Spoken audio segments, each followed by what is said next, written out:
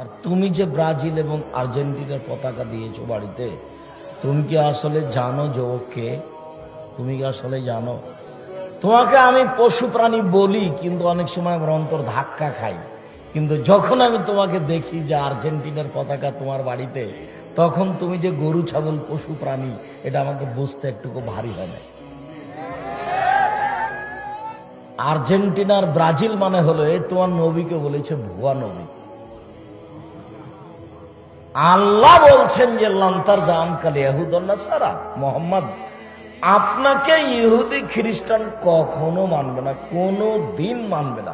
আপনি নিজেই ইহুদি হয়ে যান তাহলে মানবে, আপনি নিজেই বলেন যে আমি খ্রিস্টান তাহলে মানবে। এটা আল্লাহ বলছেন। তোমাকে যদি পায়ে বোকা ছেলে, তোমাদের বাড়িতে ব্রাজিলের পতাকা আছে, তোমার মোটর সাইকেলের সামনে ফিরছে, তোমার সবকিছু এখন ব্রাজিলের পতাকা অনুযায়ী। তোমাকে যদি পায়ও তো পায়খানা থেকে 2 বালতি পায়খানা তুলে তোমার মাথায় দিয়ে দেবে, দিয়ে বলবে ঠিক করেছি। খুশি তোমার, তার খুশির কোনো শেষ থাকবে না। তুমি ওকে চিনো না, ওর নাম ইহুদি, ওর নাম খ্রিস্টান, ওর নাম ইহুদি, ওর নাম খ্রিস্টান। তোমাকে যদি পাইতে হয় তোমার মুখের উপরে মারবে লাথি, এবারে পা ঢুকে দেবে তোর মুখের ভিতরে।